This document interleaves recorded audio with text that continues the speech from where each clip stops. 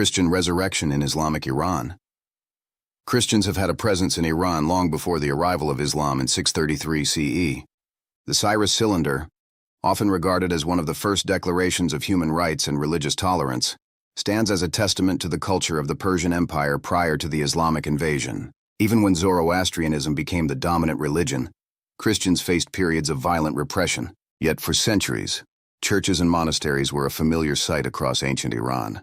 Westerners often referred to these Christians as Nestorian, and they had a significant presence in the capital city of Ctesiphon, whose architecture, and even looted bricks, would later influence the construction of Baghdad during the Islamic Caliphate's Golden Age.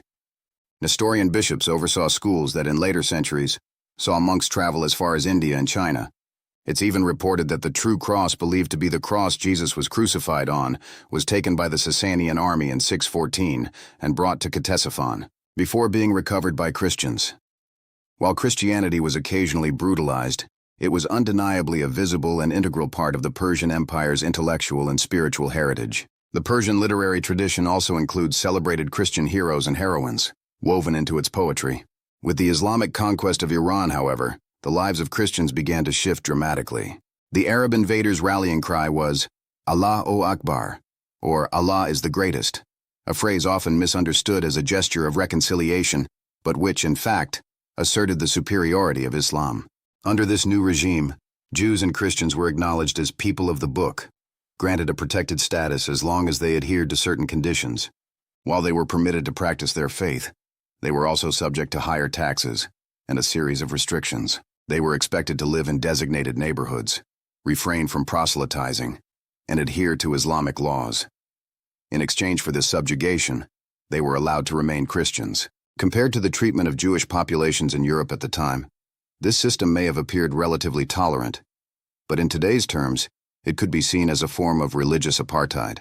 Unlike other nations conquered during the early spread of Islam, Iran's path to accepting the new faith was marked by persistent resistance. Despite being governed by Islam, many Iranians clung to their own identity, resisting the imposition of Arabic as the religious language of Islam.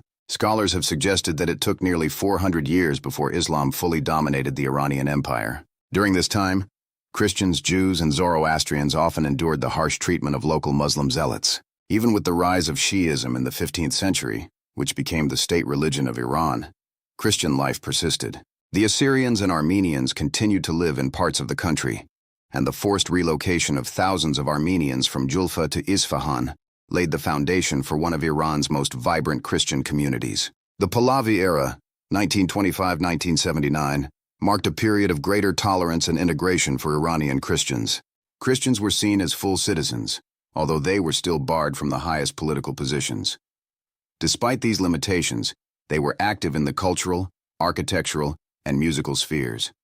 However, the 1979 Islamic Revolution dramatically altered the conditions for Iran's Christian community. The revolution's new constitution officially recognized Armenians and Assyrians as religious minorities, with parliamentary seats and freedom of worship.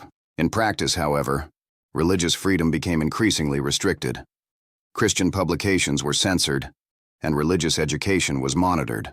Conversion from Islam to Christianity was criminalized as apostasy, a punishable offense under Islamic law. When Christian missionaries arrived in Iran in the 19th century, they had limited success in converting Muslims. However, many missionaries fell in love with the Iranian people and redirected their efforts toward establishing schools and hospitals. Ironically, the actions of the Islamic regime, through its harsh treatment of non-Muslim converts, have indirectly contributed to the spread of Christianity. As a result, in the last 4 decades, Persian-speaking Iranians have converted to Christianity in increasing numbers, drawn by underground house churches, satellite broadcasts, and a quest for spiritual freedom.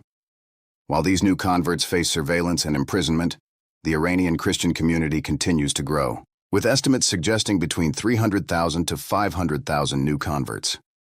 As the Iranian government continues its crackdown on evangelism, some have faced severe persecution. The situation for Christians in Iran continues to evolve. While the number of Christians from ethnic groups has decreased due to emigration, Iranian Christians have found new ways to worship. The Iranian diaspora is now home to a growing network of churches, publishing houses, and social services, contributing to the spiritual and social fabric of the global Iranian community. Don't forget to like and subscribe for more historical insights.